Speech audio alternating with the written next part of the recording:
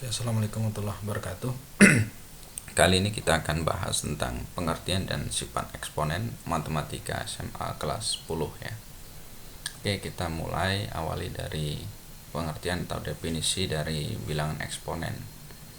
Bentuk A pangkat N adalah bilangan pangkat atau eksponen, di mana N-nya adalah bilangan real, elemen bilangan real. Jadi bentuk A pangkat N kalau kita jabarkan, maka hasilnya adalah perkalian A sebanyak N kali.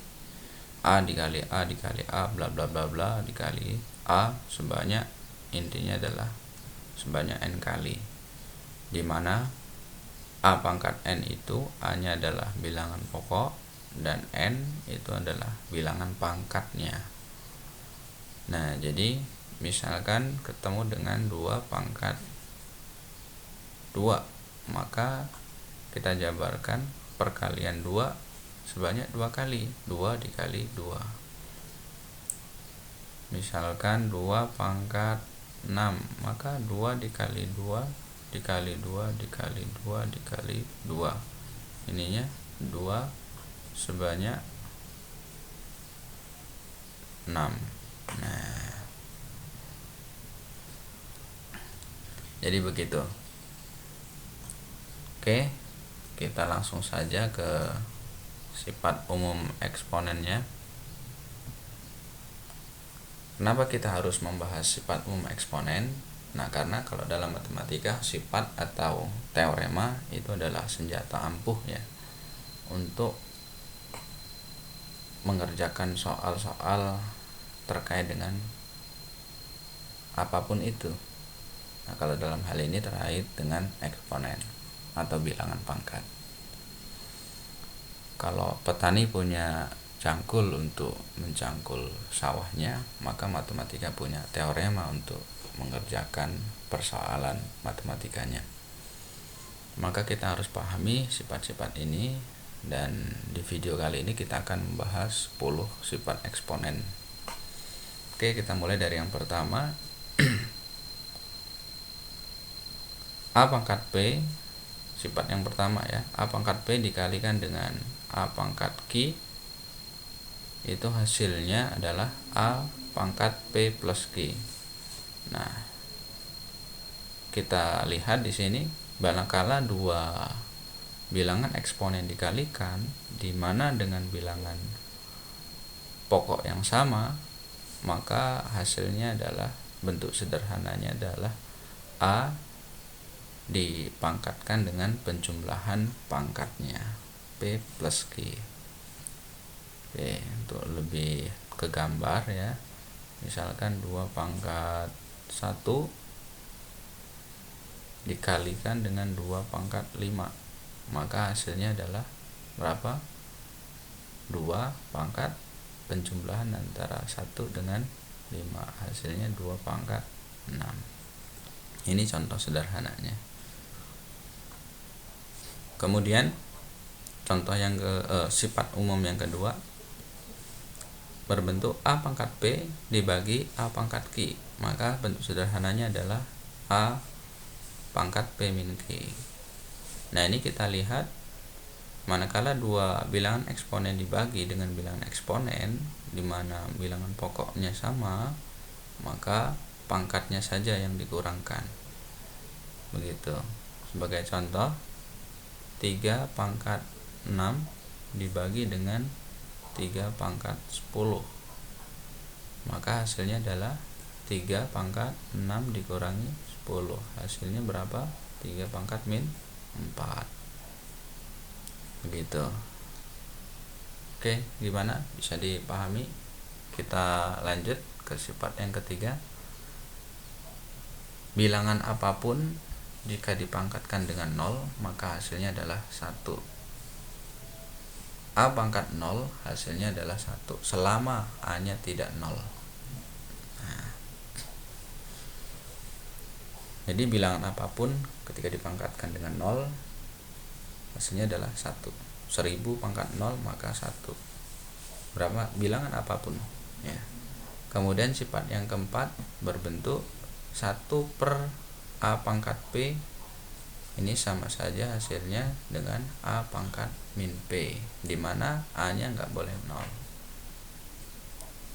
Nah, kita ingat konsep bilangan yang di atas garis bilangan itu adalah penyebut, pembilang ini ya. Di bawah garis bilangan ini adalah penyebut.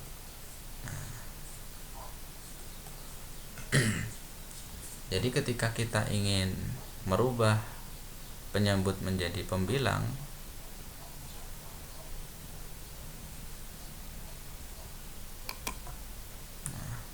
naik ke atas ini, maka pangkatnya berubah menjadi negatif, jadi 2 pangkat min 6. Begitu juga sebaliknya. Ketika kita ketemu dengan persoalan ini, maka kita bisa sederhanakan menjadi 2 pangkat 2. Min 2 nya berubah jadi 2, berubah menjadi positif. Begitu juga sebaliknya. Ketika kita memiliki 2 pangkat 6, ingin kita rubah menjadi penyebut, maka ketika berubah menjadi di bawah garis bilangan jadi 2 pangkat min 6.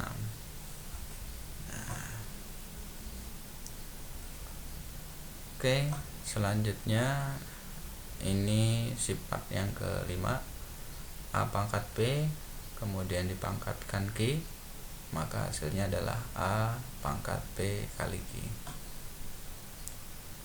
Jadi pangkat dipangkatkan lagi, itu hasilnya adalah perkalian pangkat ya. Misalkan 10 pangkat 2, nah dipangkatkan lagi dengan 2, dipangkatkan lagi dengan 6, maka ini hasilnya adalah 10 pangkat 2 dikali 2 dikali 6, hasilnya berarti 10. 4 kali 6 berarti 24, begitu. Nah, ini sifat yang kelima ya.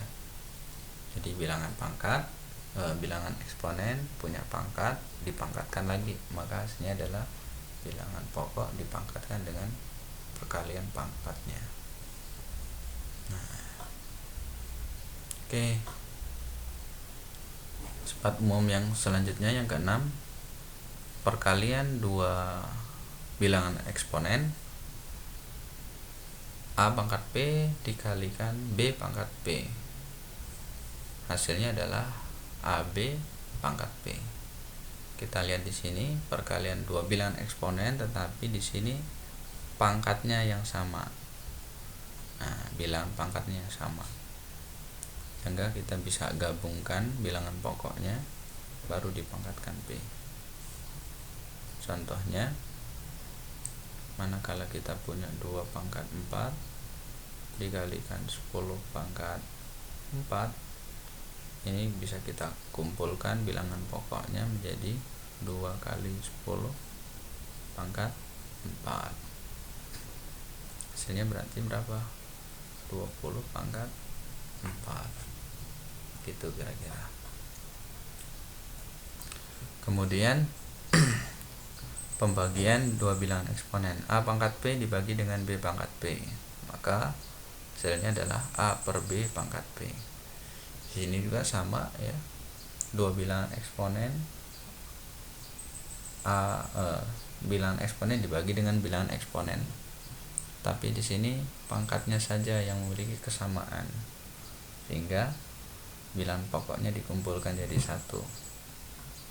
Nah, contohnya sama tadi, 2 pangkat 6 dibagi dengan 3 pangkat 6, maka hasilnya bisa disederhanakan pangkatnya yang dikeluarkan, jadi 2 per 3, nah pangkatnya keluar 6, begitu kira-kira.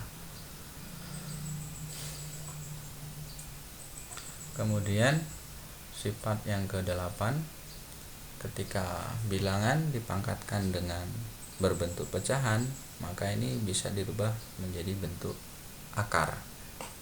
Contohnya sifatnya adalah A pangkat 1 per P, maka ini sama saja dengan A pangkat 1 ya, karena 1 jadi tidak ditulis, akar P ya. Nah, sebagai contoh, A pangkat 1 per 2, maka ini hasilnya adalah A pangkat 1 akar 2, karena 1 dalam bilangan ya, konsep bilangan ditulis maupun tidak ditulis tidak berpengaruh, maka di sini tidak ditulis. Misalkan 2 pangkat 6 per 4, maka ini hasilnya adalah 2 dipangkatkan 6 diakarkan dengan 4. Kemudian 2 pangkat 2 per 2, maka ini berapa? 2 pangkat 2 diakarkan dengan 2, berarti berapa? Berarti 2, karena habis ya, dibagi 2 bagi 2 1. Nah, begitu. Nah, sifat yang terakhir, A akar Q diakarkan lagi dengan P, maka ini disederhanakan menjadi A akar P kali Q. Jadi akarnya dikalikan P kali Q. Nah, sebagai contoh, kalau kita ketemu dengan 4 diakarkan dengan 2 diakarkan lagi dengan 6, maka ini sama saja 4 diakarkan dengan 6 kali 2, hasilnya adalah berapa? 4 akar 12.